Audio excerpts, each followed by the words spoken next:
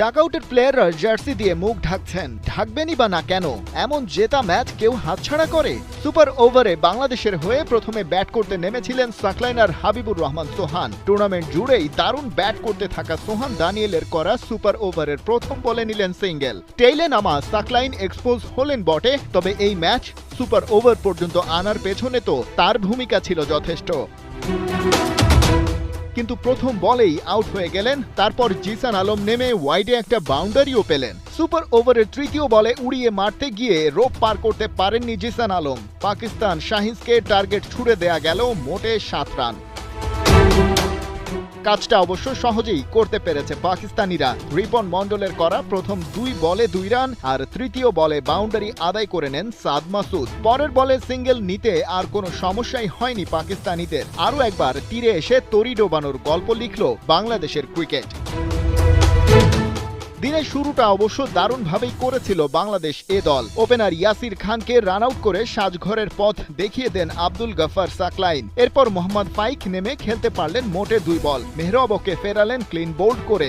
Gazi ঘুরিয়েও double ডিজিটে যেতে পারেননি। একপাশে ওপেনার মাস সাদাকাত প্রতিরোধ গড়েছিলেন, তবে দলীয় 49 রানে তাকে ফিরিয়েছেন জিসান আলম। সাদাকাতের ব্যাটে আসে 23। আরাফাত মিনহাস উইকেটে থিতু হওয়ার চেষ্টা করেছিলেন, তবে 25-এর বেশি স্কোরবোর্ডে যোগ করতে পারেননি তিনি। টাইগার বোলারদের পরীক্ষা নিতে পেরেছেন কেবল সাদ মাসুদ। 22 বলে 38 রান তুলে দিতে চেয়েছিলেন ফিনিশিং টাচটাও, তবে নিজের শেষ ওভারে এসে পাকিস্তান দুর্গে ভাঙন ধরালেন রিপন মন্ডল। একে একে সাদ, উবাইদ আর দানিয়েলের উইকেট তুলে নিয়ে পাকিস্তানকে থামিয়ে দেন 125-এ। জবাবে বাংলাদেশের অ্যাটাকিং শুরু হলেও একে একে উইকেট হারাতে থাকে তারা। একপাশে হাবিবুর রহমান সোহানকে রেখে ফিরে যান জিসান আলম, মাহিদুল অঙ্কন, ইয়াসির আলী আর ক্যাপ্টেন আকবর আলীও। কেউ পাননি 2 ডিজিটের রান। 17 বলে 26 করে সোহানও ফিরে গেলে চাপে পড়ে যায় বাংলাদেশ। তবে ম্যাচের টার্নিং পয়েন্ট হয়ে দাঁড়িয়েছিল রাকিবুল হাসানের সাথে সাকলাইনের পার্টনারশিপ।